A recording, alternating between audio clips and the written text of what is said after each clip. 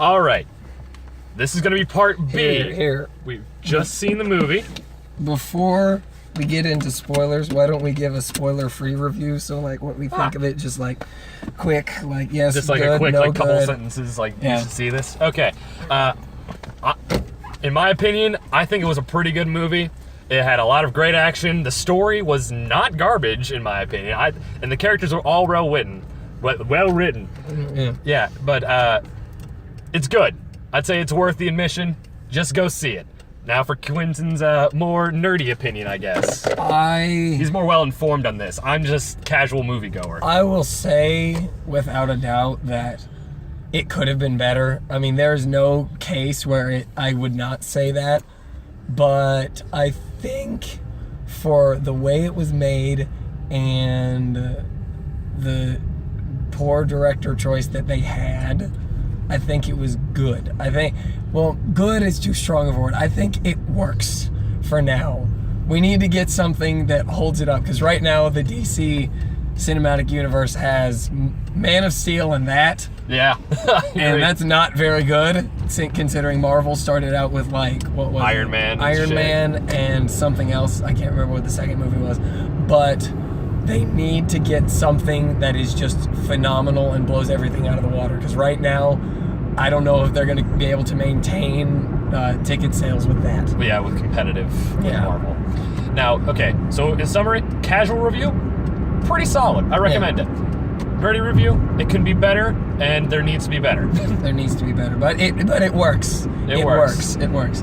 Now we'll go into spoilers. Okay, so you got 5 seconds to close of the podcast before we start. 4, 3, 2, 1. Okay, Brett, you can start with whatever you want to say. Okay, well, I was about to say, you mentioned on the walk to the car that you wish there was more Aquaman. I do. And I agree, but I'm also in the camp that it was like, if they had Aquaman, I think it would just been too many cooks in the kitchen situation. Like, they marketed it as Batman versus Superman. They already threw Doomsday in there. They already threw Wonder Woman in there. If we threw in another character, it'd just be, like, nuts. It'd be too much. I agree, but the reason that I say there should have been more Aquaman... It's because, like, the marketing made it... He was promoted so much. Not in the trailers, but, like, he was one of the first images that they released from the movie. They released an image of Jason Momoa, who's the guy who plays Aquaman, dressed up as Aquaman in his full costume, and it said, like, Unite the Seven or something. And that was released, I think, before we saw the full Batman costume. He was marketed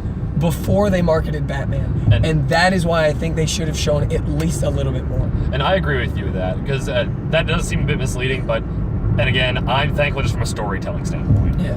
Now, speaking from the storytelling standpoint, I love what they did with Batman's origin story at the beginning. Just made it nice and concise. I completely agree. I am very happy that it was not 30 minutes of us seeing Batman seeing his parents die, and then seeing him be like, nah, I'm gonna go over there, and then him, like, leave, and then him come back and become Batman. I'm happy that they kept it short, and that they kept it concise, and that they just covered it, because we've seen it like 12 times now. Oh yeah, and it's just like for people who are like not familiar with comics whatsoever. Yeah, everyone knows Batman's origin story. And they didn't even do a recap of Man of Steel. All they did was like show Bruce Wayne's perspective of the end, like the very end of Man of Steel. That was good.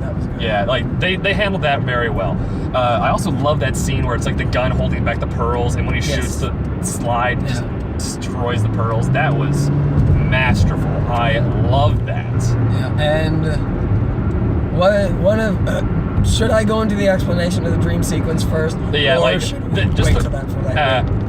I'll just say this. At the beginning of the film, it's going to seem like a really weird scene where Bruce Wayne, like as a kid, is being like carried up through a cave by bats. That turns out to be a dream. Like, my theory is that he got knocked out in the bottom there. He saw the bats, and then like it turned into a weird fever dream later on where he's being ascended from the bats. And throughout the movie, you see a bunch of different dream sequences. If it seems like it's really weird and like out of touch with reality, it's a dream sequence. And they seem to hit out of nowhere. Not all of them. Yeah, not all of them, which I think you're about to explain that part. But I would just like to point out that I said this in the theater after the movie finished to Brett, but the dream sequence at the beginning where Batman is being lifted up by the bats, I almost walked out of the theater because I saw that and I was like, they're not going to be I am not going to allow myself to sit through a movie where Batman has control of bats and can make him fly. No, I was like, nope. Well, I didn't assume they had control of bats. I just thought they were like breaking physics. Just like, there's no way bats can lift them up. Both of them made me mad. Yeah, but like, in retrospect, it was a good allegory. Like, it was just a good, like, symbolic way of saying he goes from kid to Batman. Yes. Just as is. Now, to go into the clusterfuck that was the sequence when Bruce is decoding what is going on with the Lex Luthor stuff. It just seems to pass out in terms of yes. the movie. But to preface this, I thought this was all, like, a weird, like, allegorical dream. I thought this was just something really random they tossed in the movie, just as like a way to say, just a way to tell Bruce Wayne, Superman's gonna be evil. Watch your shit. And that's it. But Quintin is saying otherwise, and I gotta hear this. Yes. God, do you have a drink? I am sorry. Yeah, it's time to play. We're gonna take a break to play Taste the Gatorade, and guess what flavor? Don't read. It says lemon lime something. Yeah, lime something. Go ahead and taste it. Okay. And just while Quintin's tasting this, his voice is going to be super scratchy for pretty much all of these because he's working 24/7, and since he's a Taekwondo instructor, he yells at kids. All the time. All day. Me, on the other hand, I barely talk to anybody in my day, so I'm going to have a nice, smooth voice. Cancer box. The Cancer Box. To preface this, the Cancer Box is a place, it's like a miniature gas station, but instead of having like a full service like convenience store, I just sit in a hut and I only sell cigarettes and M&Ms pretty much. I don't even have drinks, we just have vending machines out back.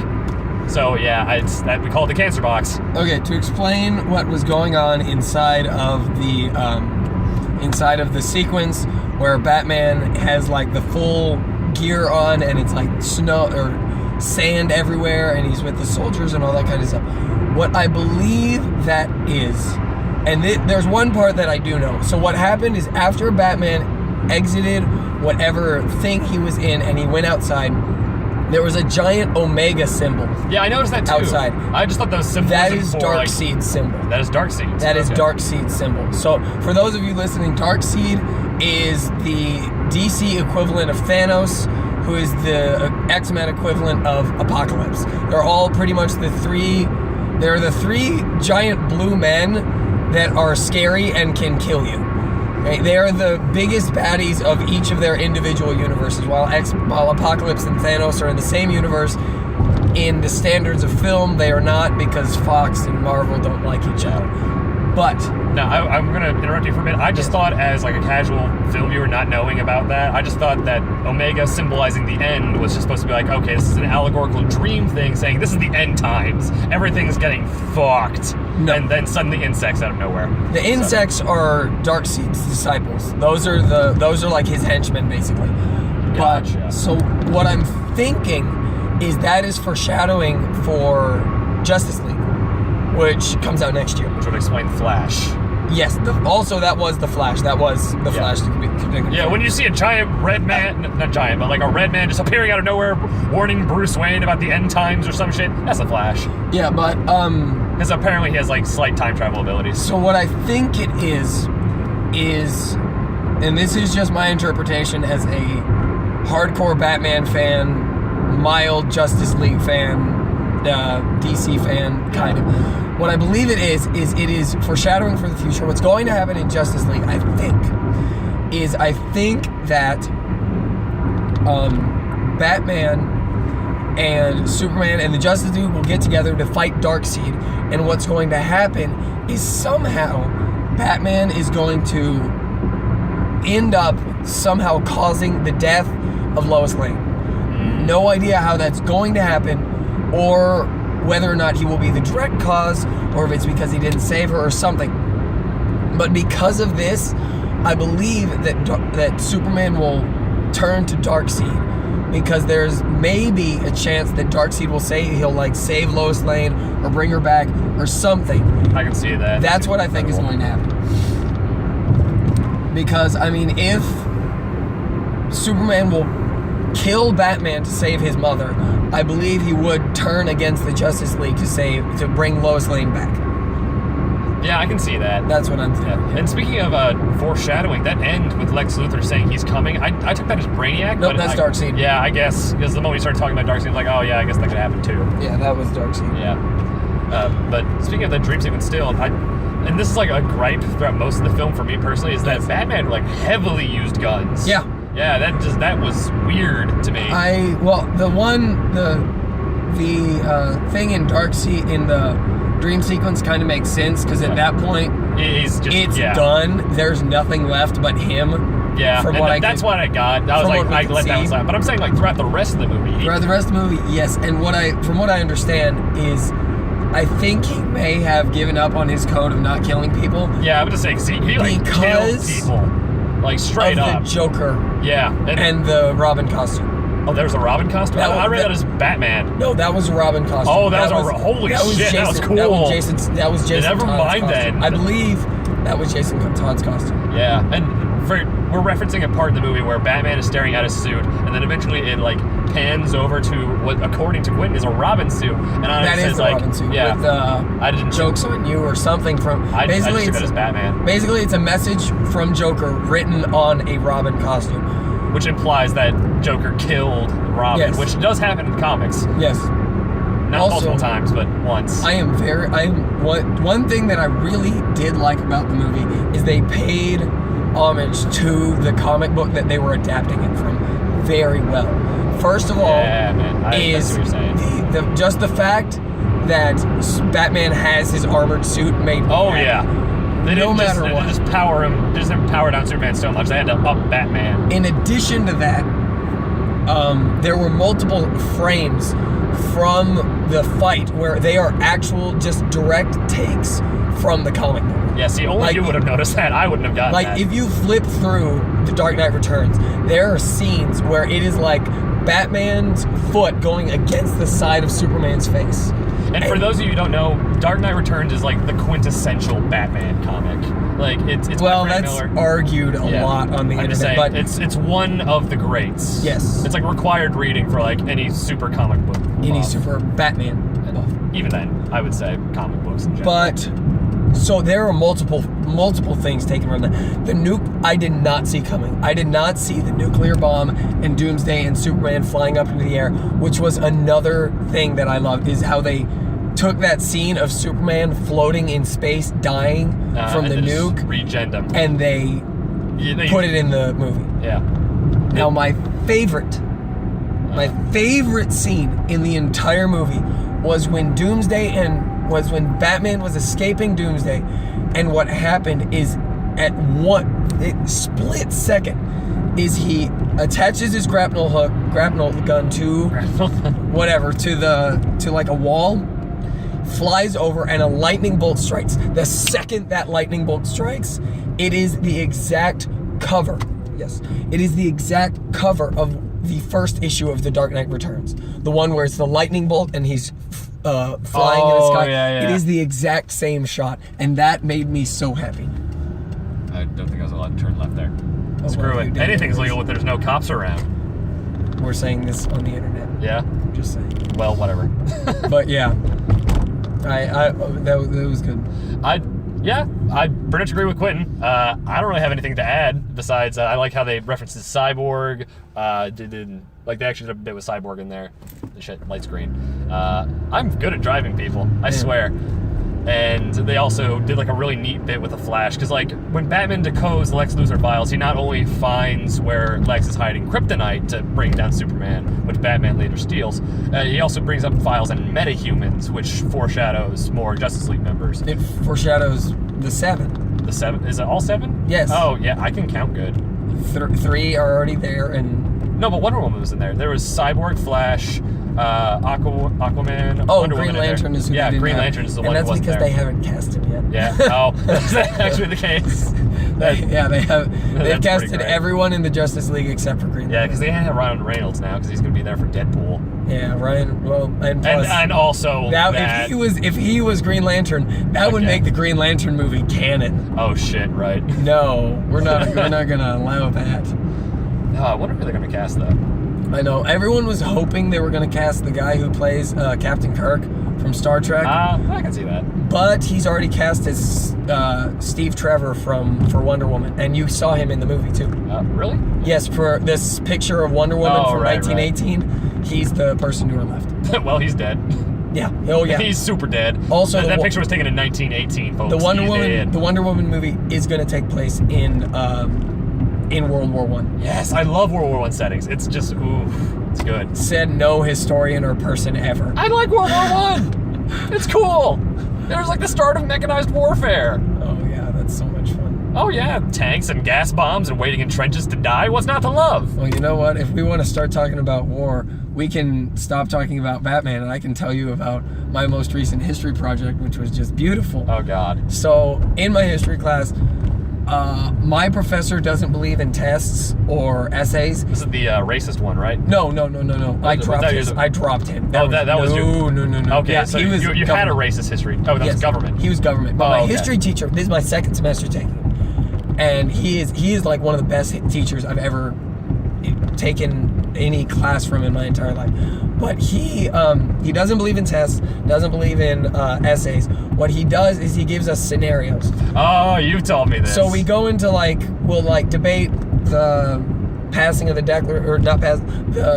declaring independence against Great Britain, or we'll like a role play. Or the next one we're doing is not the Bay of Pigs, the Cuban Missile Crisis. Oh, but God. The most recent one we did was arguing constitutionality of Japanese internment in World War II. Oh God. And I was put on the side to defend the internment camps. Oh God. Now here's the thing.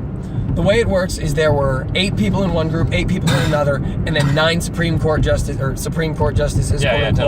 decide on it. Then they decided. And I was the head lawyer of, well, quote unquote lawyer, of the side defending the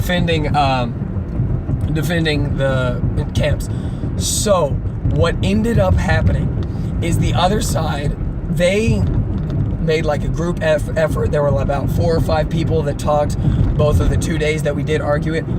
I was the only person who did work in my entire group. Well, because nobody wants to defend Japanese internment. I know, but here's the thing, is I argued and spoke for 20 solid minutes on that, standing up in front of these justices, and I had a paper, and I read off points, and I backed everything up, and 2 days. Well, the first day I did it all by myself, and my teacher berated my group. He was like, nice. You guys are lazy people. Why is he doing all the work? And then the second day, the other person who was a head lawyer took over half the argument. And I was like, I'm going to sit down because I'm tired of this. I don't want to do this anymore. But the entire thing made me feel like a Donald Trump supporter for like a solid 3 weeks. And I'm just happy that it's over. We need to build a wall on the entire West Coast. Exactly. Oh, man. And here so I was gonna give you a list of topics, and I wanted you to tell me which one you wanted me to talk about, because there are multiple. We have enough time? Yeah, we won't be able to get through all of them, but we can get through some of them. Okay, so we just went through internment. That's done. Before we do that, though, should we talk about the swag we got from the theater? Yes, you can cover that. Okay, well, while Quintin's looking up that, the really cool thing the Draft House does, and we're talking about the Alamo Draft House. It's an awesome movie theater chain in Texas, and they do like special movie showings. They do like cool stuff. They give away, not really give away, but they sell extra stuff. They sell extra stuff, but it was like promotional.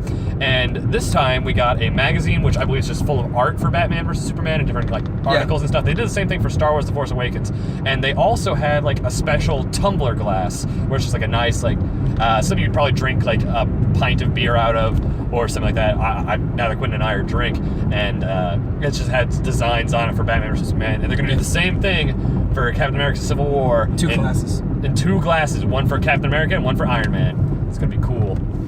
Yes. So the topics that are available for you to pick from are, and these are like 3-word summaries for each of them. Okay. Okay, we already talked over that one too. So I'm gonna go through each of these, and you're gonna have to, you pick one. I don't care which one it is. So first one is pants high five. Second one is resting bitch face. And then student essay, Kevin, Gandhi, and reasons for workout. I think I know Kevin, but I'm not going to talk I Kevin. don't think you know Kevin, actually. Was it a reference to the Reddit thing? No. Oh, never mind that. I don't know Kevin. Let's do that one, man. It is an entirely different thing. Okay, so since June, I have been reading the Game of Thrones books, and I just finished them earlier this week. Oh, spoilers for Game of Thrones too, there's by no, the way, there's no spoilers for Game of Thrones. This is just listing off names for some people. So, the whole series as a whole is amazing. It's the last couple books has some pacing issues, but the whole thing is good. My biggest problem with the book is the name of some of the characters. So, in one of the families, because like all the families have like these fantastic names, like Targaryen and Lannister and Baratheon, Stark, Greyjoy, all these amazing, like fantastical fantasy-esque names. Now, one of the families, the Lannisters, have like some of the weirdest names for all their family members. They have Cersei Lannister, Jaime Lannister, Joffrey, Tommen, Marcella, Tywin, Tytos, and then there's Kevin. Kevin? There is someone named Kevin Lannister in the books, and it pisses me off so much. So much. It makes me so mad for no reason. It's like they have the 7 dwarves, one of them's just named John. Exactly. That is exactly what it is. We got Sleepy, Doc, Grumpy, and John. Oh man, it pisses me off. Oh, what else you got, man? Because Pants High Five, resting bitch face. Pants High Five had my heart from the beginning, but Kevin, I just got drawn into. What's Pants High Five? Pants High Five. So, when I'm teaching, I can't just like berate the students and give them push-ups. I have to encourage them as well. I'm not as scary as I should be. But so when I'm teaching this one student, and I ask him to do his form, and I'm like, okay, you do your form. Let me see how it goes. Does the form, and I'm like, okay, very good job. And I put my hand up for a high five, and I'm like, high five. The second I do that, his hand goes straight into his pants. And I'm not talking just pants. Like underwear crotch, too, just drops boom. Down right there. And then he kind of looks at my hand, and he brings the hand out of his pants. And he's like, yeah, high five. And I'm like, other hand, please. And he goes, okay. And then he gives me the high five. And I just, because there wasn't a class going on at this point. It was just like a one-on-one? It was like the students started arriving for the first class, so like he was the first student there. Oh, so I'm like, okay. May as well check him early, stuff like that. He gives me the high five, and I'm like, okay, you practice your form again. And I just walked into the back room that we have, and I just sat down, and I'm like, oh my God, what am I doing with my life? Oh. Boy, I taught a class with spider monkeys the other day. Oh yeah, you need to tell me about this. Holy shit.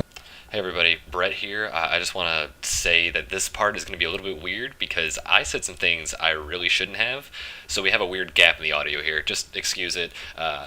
Basically, I was bad-mouthing the kids when I really shouldn't have, and you have to excuse me for that. I'll try to be better at this in the future. Thank you for your patience. Thing about physics, and it was just... That's why I'm happy I can give my students push-ups, man. Are you kidding me? Yeah, you got it easy with kids. You can just bully them. I can't do shit. I don't think bully is the correct term, but why not? You can be more hands-on. Yeah. I just had to stare at them judgingly, and they stare back, because middle school kids have no fear. They have no fear.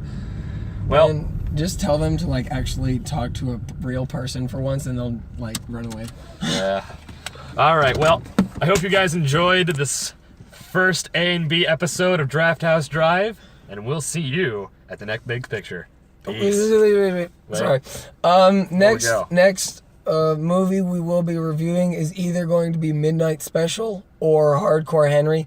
We will not know what it is until a little bit after this episode airs. We'll put out an announcement with this episode. Yeah, I can just put something out on SoundCloud real quick. But anyway, peace out. See you next time.